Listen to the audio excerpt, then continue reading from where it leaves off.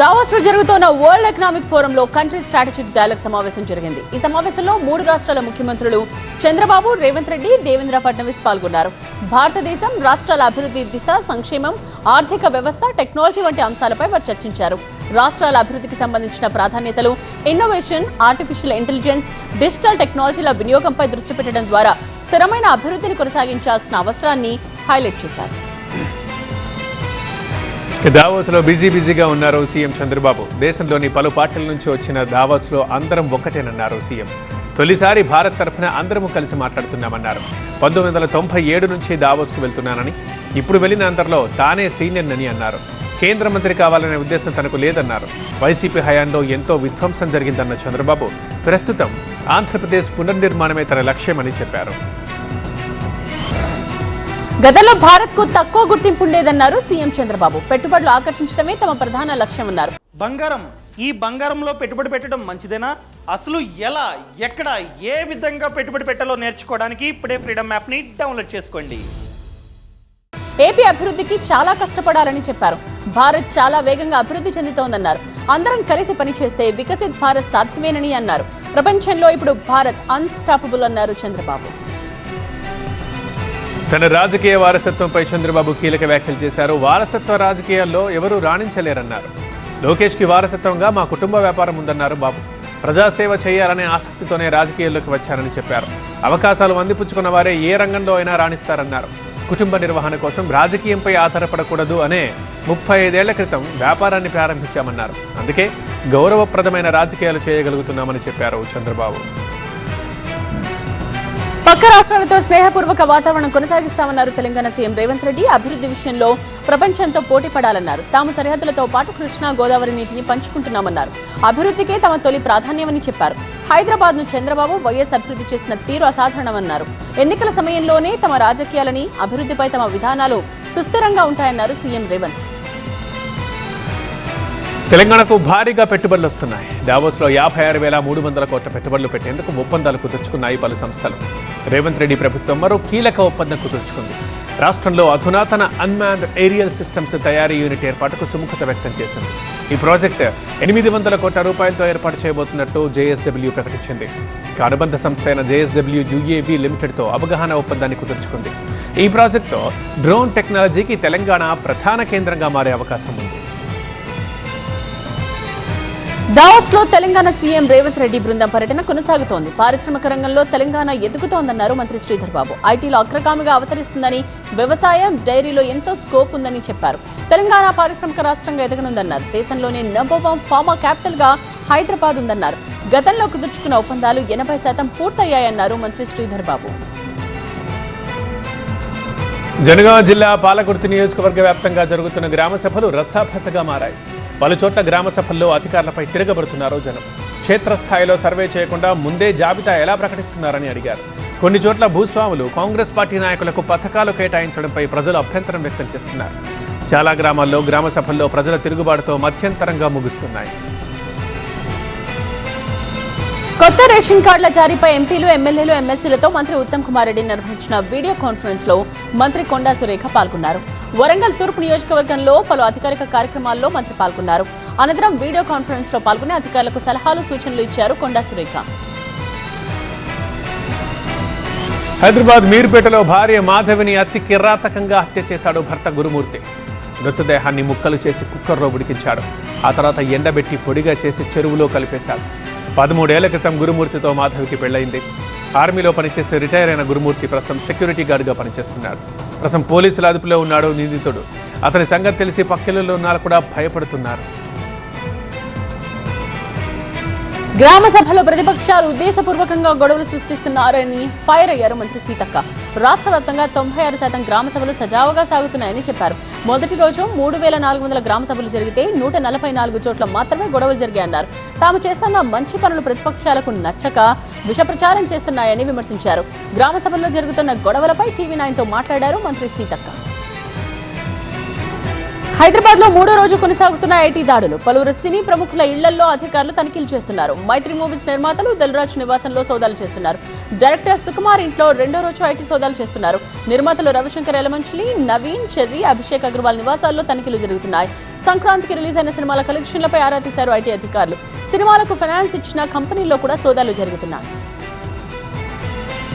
Bhadrachalam agency మంచు దుప్పటిని కప్పుకుంది. చల్లటి గాలులు ఈ ప్రాంతాన్ని వణికిస్తున్నాయి. 3 రోజుల నుండి జిల్లా వ్యాప్తంగా వాతావరణంలో పలు మార్పులు చోటు చేసుకున్నాయి. దీంతో ఒక్కసారిగా చలి పెరిగిపోయింది. రంపచోడవరం, మారేడుమిల్లి, అరకు ప్రాంతాల మాదిరిగా భద్రాచలం ఏజెన్సీలో కూడా విపరీతంగా మంచు కురుస్తోంది. రామాలయానికి వచ్చే భక్తులు సైతం చలితో ఇబ్బందులు పడుతున్నారు. పొగమంచు ఎక్కువగా ఉండటంతో వాహనాలు ఆలస్యంగా నడుస్తున్నాయి. పగటిపూటే వాహనాలకు లైట్లు వేసుకుని వెళ్లాల్సిన పరిస్థితి నెలకొంది. అల్లూరు జిల్లా పాడేరు ఏజెన్సీలో చలి తీవ్రత పెరిగింది. దట్టంగా అలుముకుంది పొగమంచు. దీంతో సింగిల్ డిజిట్స్కి పడిపోతున్నాయి ఉష్ణోగ్రతలు. అరకులో అత్యల్పంగా 6 డిగ్రీల ఉష్ణోగ్రత నమోదైంది. చింతపల్లిలో 7, మినుమలూరులో 9, పాడేరులో 11 డిగ్రీల ఉష్ణోగ్రతలు నమోదయ్యాయి. ఉదయం 10 గంటలైనా మంచు తెరలు తొలగడం లేదు. భద్రాచలం రామాలయంలో వైకుంఠ ఏకాదశి అధ్యయనోత్సవాలు పూర్తయ్యాయి. భద్రాద్రి రామయ్యకు నిర్వహిస్తున్న విలాసోత్సవాలు ఇవాళ్టితో ముగుస్తున్నాయి. ఆలయంలో జరుగుతున్న ఉత్సవాలను తిలకించేందుకు వచ్చిన భక్తులతో రామాలయం కిటకిటలాడుతోంది. రామయ్యకి మొక్కులు, కానుకలు తీర్చుకునేందుకు హుండీలు సరిపోక బాక్సుల్ని ఏర్పాటు చేశారు. ఆలయంలో భక్తుల అసౌకర్యాలపై ఫిర్యాదులు చేస్తారనే ఉద్దేశంతో ఏర్పాటు చేసిన బాక్సుల్లో కరెన్సీ కాగితాలు కనిపిస్తున్నాయి. తిరుమల శ్రీవారి సర్వదర్శనానికి 8 గంటల సమయం పడుతోంది. 6 కంపార్ట్మెంట్స్ లో వేచి ఉన్నారు భక్తులు. నిన్న శ్రీవారిని 62,223 మంది భక్తులు దర్శించుకున్నారు. వెంకన్న హుండీ ఆదాయం 3.10 కోట్లు. కంటోన్మెంట్ నియోజకవర్గంలోని రసూల్పురాలో కళ్యాణలక్ష్మి, షాదీ ముబారక్ పథకం కింద 85 మంది లబ్ధిదారులకు ఎమ్మెల్యే శ్రీ గణేష్ చెక్కులను పంపిణీ చేశారు. ఈ చెక్కుల కోసం గతంలో సంవత్సరాల తరబడి వెయిట్ చేయాల్సి వచ్చేదని, ఇప్పుడు ఆ పరిస్థితి లేదని అన్నారు. ప్రస్తుతం వివిధ ప్రభుత్వ పథకాలకు సంబంధించి సర్వే జరుగుతోందని, అర్హులైన పేదలందరికీ కొత్త రేషన్ కార్డులు మంజూరు చేస్తామన్నారు ఎమ్మెల్యే శ్రీ గణేష్. అర్హులైన పేదలకు ఇందిరమ్మ ఇళ్లు ఇస్తామన్నారు ఎమ్మెల్యే. హైదరాబాద్లో కాళేశ్వరం కమిషన్ విచారణ జరుగుతోంది. ఇవాళ నుంచి వరుసగా 3 రోజులు మేడిగడ్డ, అన్నారం, సుందిల్లా నిర్మాణ సంస్థల్ని కమిషన్ విచారించనుంది. ఇవాళ నవయుగ, ఎల్లుండి LNT, ఆ తర్వాత ఆఫ్ఘాన్ సంస్థల ప్రతినిధుల్ని విచారించబోతోంది కాళేశ్వరం కమిషన్. ఇవాళ పోలవరంలో పర్యటించనున్నారు మంత్రి నిమ్మల రామానాయుడు. పోలవరం ప్రాజెక్టు పనుల పురోగతిని పరిశీలించనున్నారు మంత్రి. డయాఫ్రామ్ వాల్ నిర్మాణ పనులను పరిశీలిస్తారు. పోలవరం ప్రాజెక్టు పనుల కోసం కేంద్ర ప్రభుత్వం నిధులను విడుదల చేస్తున్నారు మంత్రి నిమ్మల. హైదరాబాద్లో బంగారం, వెండి ధరలు కొద్దిగా పెరిగాయి. 24 క్యారెట్ల 10 గ్రాముల బంగారం ధర 82,580గా ఉంది. 22 క్యారెట్ల 10 గ్రాముల బంగారం ధర 76,470గా ఉందని వ్యాపార వర్గాలు తెలిపాయి. కిలో వెండి ధర 94,000 రూపాయలుగా ఉంది. రేపటి నుండి బీఆర్ఎస్ రైతు కమిటీ క్షేత్రస్థాయిలో పర్యటిస్తోంది. ఆదిలాబాద్ జిల్లా నుండి రైతు కమిటీ పర్యటన జరగనుంది. ఈ సందర్భంగా రైతులు, రైతు సంఘాల నాయకులతో మాట్లాడనుంది కమిటీ. పంటలు గిట్టుబాటు ధరలు రైతులకు ఇస్తానన్న హామీలపై వారి అభిప్రాయం తెలుసుకునుంది. బాలికల్ని కాపాడకుండా నేరగాళ్లను కాపాడే విధానాన్ని బీజేపీ ఎందుకు ఎంచుకుందని కాంగ్రెస్ అధ్యక్షుడు మల్లికార్జున ఖర్గే ప్రశ్నించారు. బేటీ బచావ్ కార్యక్రమం చేపట్టి 10 ఏళ్లైన సందర్భంగా మోదీని ఎక్స్ వేదికగా ఖర్గే 3 ప్రశ్నలు వేశారు. మణిపూర్ మహిళలకు ఎందుకు న్యాయం జరగడం లేదు, హాత్రాస్, ఉన్నావ్ బాలికలకు ఎందుకు న్యాయం జరగలేదు అంటూ నిలదీశారు. దేశంలో ప్రతి గంటకు మహిళలపై 43 నేరాలు జరుగుతున్నాయంటూ ఆవేదన వ్యక్తం చేశారు ఖర్గే. ఢిల్లీలో పేరుకుపోయిన చెత్త, పాడైపోయిన డ్రైనేజ్లు, కనీస సౌకర్యాలు లేమికి సంబంధించి ఫోటోలు తీసి ఆమ్ ఆద్మీ ప్రభుత్వ లోపాలు బయటపెట్టాలని బీజేపీ కార్యకర్తలకు ప్రధాని మోదీ పిలుపునిచ్చారు. మేరా బూత్ సబ్సే మజ్బూత్ కార్యక్రమంలో భాగంగా బూత్ స్థాయి కార్యకర్తలను ఉద్దేశించి ప్రధాని మోదీ మాట్లాడారు. ఢిల్లీలో బీజేపీ ప్రభుత్వం ఏర్పాటు అతిపెద్ద లక్ష్యమనే విషయాన్ని గుర్తుంచుకోవాలని కార్యకర్తలకు సూచించారు. ఢిల్లీ పోలీసులంతా బీజేపీ వెంట ఉన్నారని, తన ప్రచారాన్ని అడ్డుకొని ఓటర్లను బెదిరించే ప్రయత్నాలు బీజేపీ చేస్తోందని ఆమ్ ఆద్మీ పార్టీ కన్వీనర్ అరవింద్ కేజ్రీవాల్ ఆరోపించారు. ఢిల్లీ ప్రజల భద్రత చూసేందుకు ఎవరూ లేరని తెలిపారు. తన ర్యాలీలు అడ్డుకోవాలని కేంద్ర హోంశాఖ నుంచి ఆదేశాలు వచ్చినట్లు ఒక SHO తనకు తెలిపారని కేజ్రీవాల్ వెల్లడించారు. కుంభమేళాలో జరుగుతున్న ప్రయాగ్రాజ్ త్రివేణి సంగమ స్థలిలో ఉత్తరప్రదేశ్ మంత్రిమండలి ప్రత్యేకంగా సమావేశమైంది. యూపీకి సంబంధించి అనేక పథకాలకు కేబినెట్ ఆమోదం తెలిపింది. ఎక్స్ప్రెస్ వే, ఏరోస్పేస్ ప్రాజెక్టుకు మంజూరు తెలిపారు. గంగా ఎక్స్ప్రెస్ వే విస్తరణలో పాటు కొత్తగా వింధ్యా ఎక్స్ప్రెస్ వే ఏర్పాటు చేస్తామని సీఎం యోగి ఆదిత్యనాథ్ వెల్లడించారు. కేబినెట్ భేటీ తర్వాత సీఎం, మంత్రులు పుణ్యస్నానాలు ఆచరించారు. ఈ ఏడాది జరిగే బీహార్ అసెంబ్లీ ఎన్నికల్లో తమ పార్టీ హెచ్ఏఎంకి సరైన గౌరవం దక్కడం లేదని కేంద్ర మంత్రి జీతన్ రామ్ మాంఝీ ఆరోపించారు. ఇలాగే ఉంటే తన కేంద్ర మంత్రి పదవికి రాజీనామా చేసేందుకు వెనకాడనని ఆయన హెచ్చరించారు. తమ పార్టీ సభ్యులు 40 స్థానాల్లో పోటీ చేయాలని డిమాండ్ చేస్తున్నారని, కానీ 20 స్థానాలకు పోటీ చేయాలన్నది తమ ఆలోచన అన్నారు మాంఝీ. నందమూరి బాలకృష్ణ, బాబీ కొల్లి కాంబినేషన్ లో వచ్చిన డాకు మహారాజ్ మంచి విజయం సాధించింది. ఈ చిత్రంలోని పాటలు ప్రేక్షకుల అభిమానులను బాగా అలరించాయి. ఈ సినిమా సక్సెస్ కావడంతో చిత్ర బృందం అనంతపురంలో విజయోత్సవ వేడుకలను ఘనంగా నిర్వహించింది.